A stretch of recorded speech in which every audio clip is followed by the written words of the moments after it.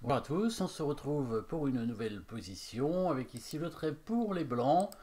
Et au niveau matériel, nous avons une dame, deux tours, deux fous de chaque côté, quatre pions pour les blancs contre seulement 6, enfin 6, seulement 4 pions contre 6 pions pour les noirs, donc ça fait donc 2 pions d'avance pour les noirs évidemment, mais et bien sûr comme toujours une position d'attaque intéressante pour les blancs ici avec une dame bien avancée.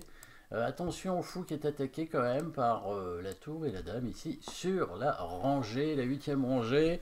Huitième rangée qui est contrôlée ici par la tour, heureusement pour les noirs. Il n'y a pas de mat immédiat. Et il y a peut-être le fou qui pourrait couvrir, au cas de déviation peut-être de cette tour. On pourrait penser à des menaces de mat dans cette position. Alors il y a deux échecs de dame dans cette position évidemment. Dame F8 et dame prend G7. Bah, ça n'a pas l'air fameux dans les deux cas. La tour prend la dame sur F8 et le roi prend la dame sur G7 évidemment. Donc on va évidemment essayer de chercher des menaces de mat. Et je crois qu'il y en a deux, des menaces de mat en un coup évidemment. Ah non, il n'y en a qu'une de menace de mat en un coup. En fait, le fou ne peut pas aller en H6. Par contre, bah, il y en a une, et la menace de mat qu'on va chercher, c'est directement l'attaque évidemment de ce pion en G7. Donc le fou ne peut pas sauter au-dessus de la tour. Par contre, la tour peut aller directement pour attaquer le pion avec l'aide de la dame.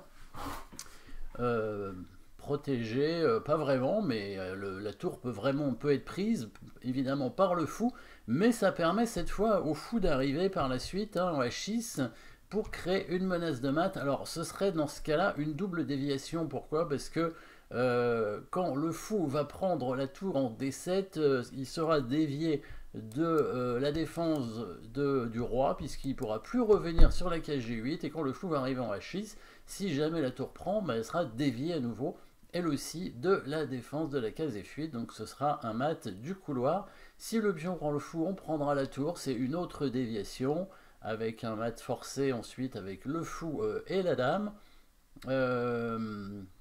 Si c'est la dame qui prend la tour, c'est peut-être le meilleur coup, à la limite. Dame prend tour, les noirs doivent sacrifier leur dame pour éviter le mat. Bon, on reprend avec le fou, et on a évidemment un avantage gagnant. Si la dame prend le fou, bien sûr, c'est le mat directement au G7, c'est la menace de mat. Qu'est-ce qui reste comme coup? Un coup comme tour F7 pour bloquer la dame et la tour. Ça permet tout simplement à la dame de prendre le fou. On va regarder ça. Tour D7 ici. Donc avec l'idée de dévier bien sûr le fou. Donc quand le fou prend la tour ici, il y a le fou qui arrive, le fou des blancs qui arrive en H6 pour menacer mat en G7. C'est un mat imparable ici, puisque si le pion prend le fou, on prend la tour sur échec, et là on va faire mat assez rapidement avec la dame sur F8, comme ça par exemple. On pouvait faire fou F7, c'était un petit peu plus long, mais c'était mat aussi. Si c'est la tour qui prend, évidemment c'est tout de suite mat avec la dame qui vient F8, et sur un autre coup, les blancs vont prendre le pion au G7 et mater avec la dame bien sûr. De leur côté, les noirs ont un échec, c'est tout, et ça va pas très loin, un échec de consolation.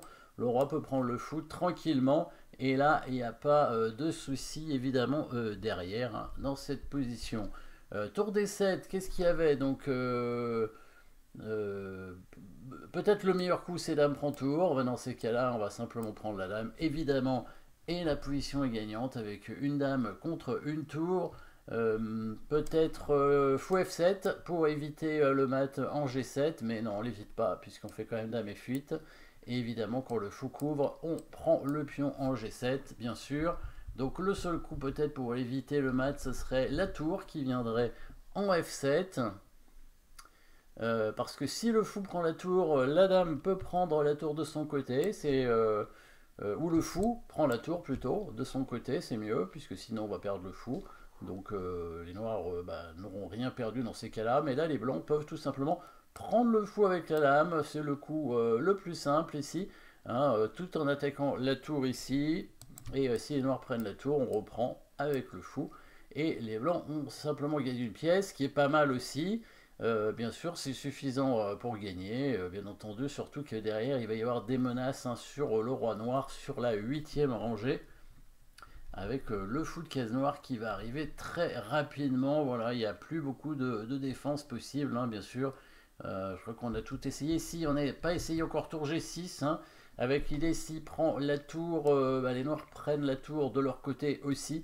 Mais là aussi, on va simplement éliminer le défenseur, bien sûr, et remenacer mat en prenant le fou avec la tour. Et on remenace mat ici en F8. Et ça va être assez difficile à parer pour les noirs. Donc ici, ce coup de tour D7, c'est une déviation, hein, une déviation simple avec le fou qui est dévié de la case G8. Et après, on fait quand même une deuxième déviation derrière avec aussi un dégagement d'espace, hein, si jamais il prend avec le pion, bien entendu. Mais c'est aussi une déviation, hein, puisque le pion ne défend plus la tour, hein, il est simplement dévié de la position de la tour. Donc ce sont des déviations ici, des déviations qui est un thème quand même assez courant dans les combinaisons.